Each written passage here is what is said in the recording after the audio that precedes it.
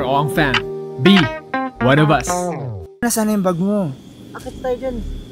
Para masita natin agad. Hindi, tatago na ni daddy mo yung bag na yun eh. Hamok lang yung ano natin, dadalahin eh. Hamok, dadali nga din ang bag doon. Sabi natin. Oh. Ano bag yan? Yung hamok bag po. Ayan yung hamok bag. Oo. Akala ko nakitonics na. Sige. Uy, putik. Ay, putik. Ano? Dito. Ako na sigaw. Hindi, baka lumipad ka pa. Hindi, nakawak ako. Gabi ka naman.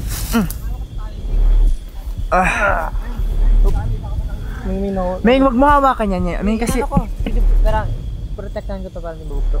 Ay, protektahan mabugto eh. Dito sige ba hawak? Kaya nga, pareho yung nahihila. Inano ko, ginaganyan ko. Sige na, diretso na doon. Go. Akit. Ha? Ano ton? Oh! Shh!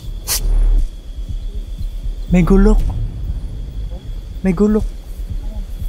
Itak. Bakit mag-iiwan ng itak dito? Ayun o, itak ko. Ano, kamusta daan? Go, akit ton. Kausapin lang natin ng maayos. Go. May itak din?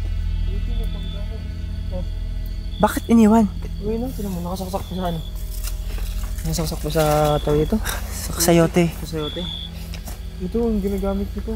Ang ibig sabihin lang yan, May tao talaga. iniwan niya saglit. Tapos babalikan niya. Bukas ng maaga siguro. Doon pa tayo sa taas ton.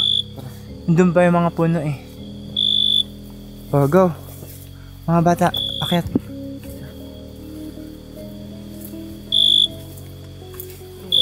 Akyat. Oh. Kaya, Meng? Go. Wait lang ha. Huwag kayo masyado maingay ha. Kasi baka dyan din nagpaingay yung bantay sa taas. Kasi may daan na siya eh oh.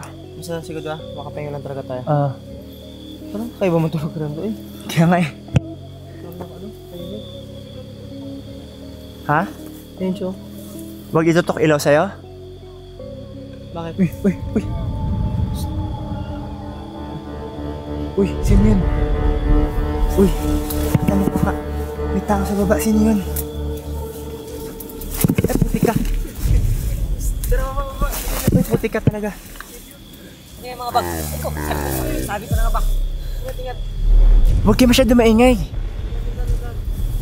Uy, dalawa na palang apakan dun. Sobrang tarik kasi talaga dito. Uy! Uy, kayong dalawa. Bangin yan ha. Uy, may garab dyan na. Masugatan kayo. Huwag mo na mag-rascal. Wait lang.